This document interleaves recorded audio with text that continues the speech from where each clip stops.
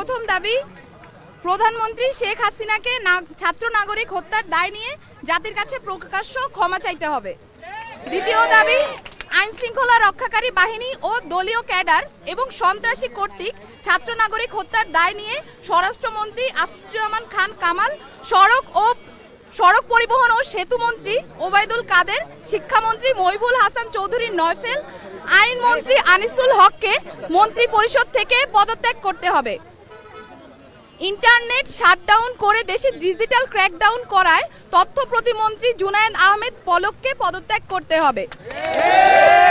আন্তর্জাতিক মিডিয়ায় শহীদ শিক্ষার্থী এবং আন্দোলনরত শিক্ষার্থীদেরকে ড্রাগ অ্যাডিক্ট বলে কুরুচিপূর্ণ ও মিথ্যা বক্তব্য দিয়ে এবং আন্দোলনকে ভিন্ন খাতে প্রবাহিত করার চেষ্টা করায় তথ্য প্রতিমন্ত্রী মোহাম্মদ এ আরাফাতকে পদত্যাগ করতে হবে।